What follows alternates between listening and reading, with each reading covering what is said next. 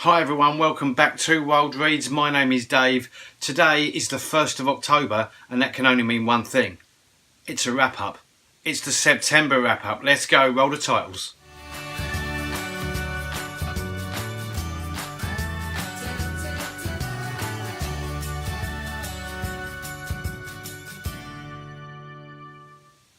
Hi everyone, welcome back. As I said in the introduction, it's wrap up time again. It's time for another wrap up. I have read 7 books during the month of September. No 5 stars this month. I was going to say disappointingly no 5 stars, but you can't have 5 stars every month because then you just get too used to having 5-star books all the time. And so to have a month without any 5 stars, I had a couple that were close, but not quite 5 stars. So it just makes, when you get a month where you don't get 5 stars, it just makes the times when you do just that little bit more special. So what did I start the month with? I started the month with this book. This is I Am by Maggie O'Farrell. This is brand new from Tinder Press, and it's an autobiographical memoir which chronicles Maggie's 17 brushes with death. Yes, count them. 17 brushes with death. Now, I am a huge Maggie O'Farrell fan.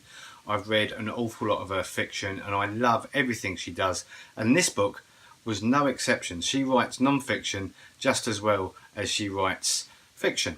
And it's laced with just telltale Maggie O'Farrell bits and pieces. Some of the brushes with death are a little bit more, some of them are extremely serious, some of the brushes with death. I'm not wanting to give anything away, but she was almost murdered. She almost died during childbirth. She's had some terrible accidents, and some of them are a little bit more woolly than others, but overall it's a very enjoyable book. I was very excited to read it, and it's another hit from Maggie O'Farrell. So really enjoyed that one. The second book I read during September was The Upstairs Room by Kate Murray Brown. This is brand new. I bought this down in, where did I get this? No, not down in, I got this up at the Little Ripon bookshop in North Yorkshire. So this is published by Picador. It's a debut novel, Kate Murray Brown. It's fantastic. This really, I am a bit of a wuss when it comes to, I can't watch horror films. I'll let you into a little secret there. I cannot watch horror films, and creepy books really do creep me out.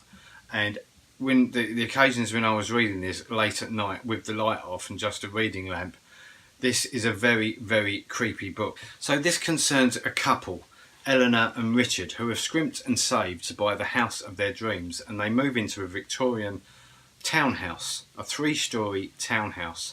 They've got 2 little girls, but to make ends meet, they take in a lodger called Zoe. Now, the funny thing about this house is that there's writing everywhere. There's a little girl's name that's written everywhere, Emily, from a previous tenant, and a lot of strange things start to happen. And there's a room in the house called the Upstairs Room. You can see it there on the cover. It's that one. See that? The Upstairs Room. There it is. This is the creepy room. This is the room with all the writing in it, the writing that's scribbled on the walls saying this little girl's name, Emily. And they try to paint over the walls, but you can still see the writing through. And there's a lot of spooky goings on in the book, and not wanting to give too much away, there are no spoilers in my reviews. I'm not good enough at reviewing books to ever spoil them for anyone. Yeah, it's a very creepy book. It's really well written. I thoroughly enjoyed it, even though it did creep the hell out of me. But I did enjoy it, so I can recommend that one. The Upstairs Room by Kate Murray Brown, published by Picador. The next book I read in September was from an author that I have read this year, so I thought I'd read his new one. This is Patrick Ness, and the book is called Release. It's a really sort of funky cover there. You can just see the word release. See that? And this I saw over on Simon's channel.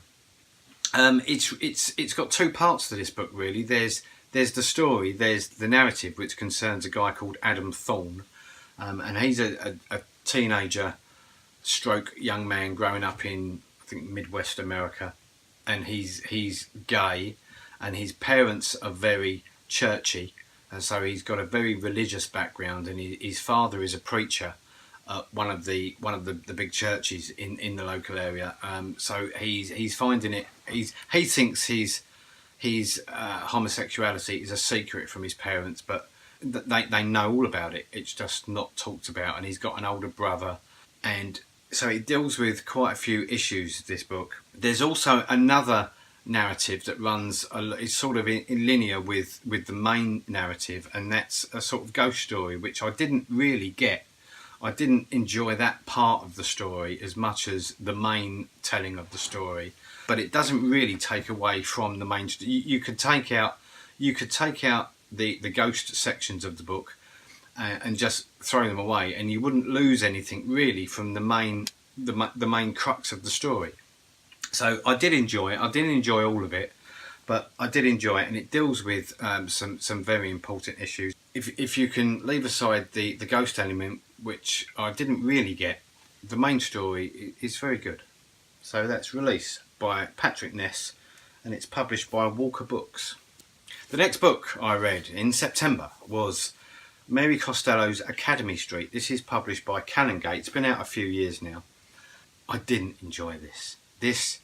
This was a bit of a stinker for me. So it concerns a girl called Tess, and the story starts when she's a very young girl in the west of Ireland. And it's quite a thin book, but the story moves across 4 decades and takes Tess from the west of Ireland to New York in her later life. I didn't enjoy this book at all. I didn't connect with... I hadn't read Mary Costello before, but I just didn't connect. Do you ever get that when you start a book and you just don't connect with the characters? And for me, if you can't make that connection with the characters, then you can't really get into the book. And I'm glad it wasn't a long one, because I think if it was any longer than this, I may not have finished it. So fortunately, I finished it. But unfortunately, I didn't really enjoy it, and it's just down to the characters. I just could not connect with any of them. It's a very well written book. There's nothing wrong with the writing in itself. I just couldn't make any connection with the characters. But I gave it a 2. I gave it a 2 because it was okay. I just didn't enjoy it that much. It was okay. It certainly wasn't a 1, but I can't really get above a 2. So that's Mary Costello, Academy Street, published by Canongate.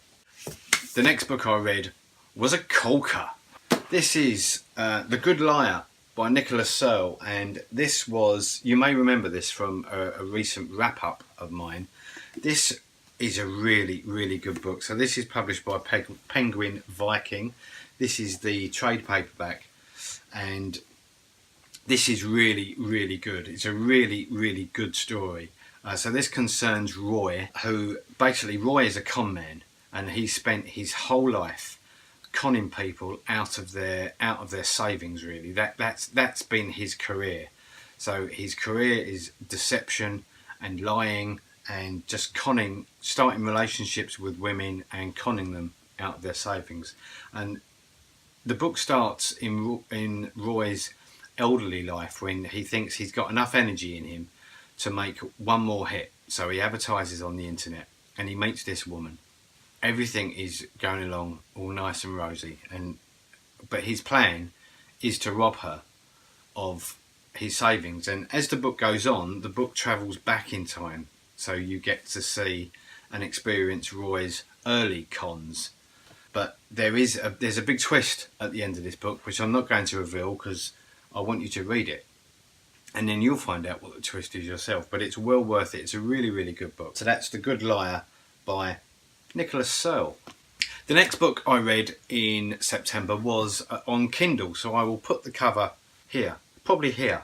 I'll put the cover up here. This is Friend Request by Laura Marshall. Now, I found out about this book on Twitter when another favourite author of mine, Erin Kelly, who wrote The Poison Tree and the Broadchurch adaptations.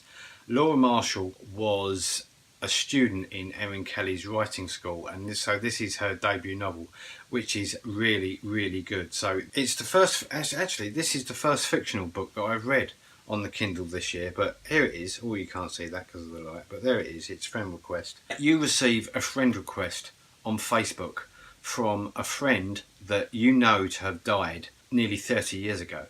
So there's a school reunion happening, and this is a sort of edge of your seat thriller. So there's a school reunion happening. You didn't have the best experience at school. The girl that this story about didn't have the best experience at school. There was a bit of bullying, and the crux of the story is that in order to fit in with that, and this is such a familiar story with school kids, I remember it from my school days, and I'm sure you do too, is that in order to fit in with the cool group, if you like, at school, you sometimes forego the friendships that really will do you a lot of good in order to be with the people that you really shouldn't be hanging around with. And that's what happens in this story. There's a friend request that happens from a girl that's supposedly dead. There was something that happened back in their school days which I'm not going to reveal, because again that would spoil the book for you.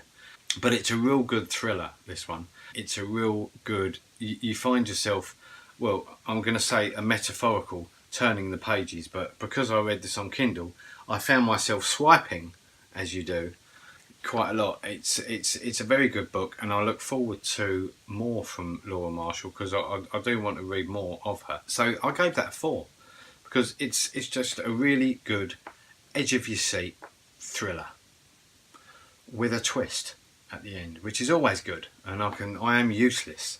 I am utterly useless at judging twists in books, which is good really, because I don't end up spoiling the book for myself. So the last book I read in September was probably the book I enjoyed the most, and I only finished this book this morning, and this is Into the Trees by Robert Williams. Now, I've never read Robert Williams before, but he's got 2 books out. This is his 3rd novel.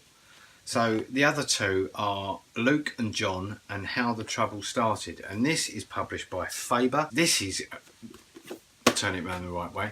This is a really, really good book. And I urge you, if you want a really good book that's easy to read, the story just flows, the chapters are short, the pacing in this book is incredible. It just keeps you moving along. It's definitely my favourite book of the month, and definitely my favourite book in this wrap up. It's nice when you find an author that you instantly connect with, and you immediately want to read everything that they've written before. And this is the case with me with Robert Williams. I've just placed his first 2 books immediately on order straight away. He's that good. His writing it's not overly complicated writing, it just flows, and his pacing is really good, and you connect with the characters. You really do feel as if you know the characters. He writes with such sympathy with his characters. So this concerns the Norton family, Thomas, Anne, and their 2 small children. Now the story starts with one of the small children cannot sleep, and they're having a terrible time. So the only way that they find that the child can sleep is when they drive into a nearby forest, and that literally is the only time that this child stops screaming. So they decide that in order to lead a peaceful life, they've got to move to this forest. So they place an offer on a barn, they do up the barn, and they live happily enough in the forest until something tragic happens, something disastrous happens. Now, the other 2 characters in this book, apart from the Norton family, is a guy called Raymond, who is a local farm worker, and a guy called Keith, who is a local, he's like the local loser, and their lives, the Nortons, Keith and Raymond, become entwined with this thing that happens to the family. Very much recommend this book. It's just a fantastic read, and it stayed in my head. I only finished it this morning, and I think this book will stay with me for quite a while because I really enjoyed it. So that's Into the Trees by Robert Williams, published by Faber. That was it. That was the end of the September wrap up. I hope you enjoyed it. So this video is coming to you on a Sunday. I'm back on Wednesday with, what am I back on? I'm back on Wednesday with a gym wag, which I am filming straight after this video. So I'll see you back on Wednesday for a gym wag. Whatever you're doing this week, enjoy your books, take care of yourselves, and I'll see you soon. Bye bye.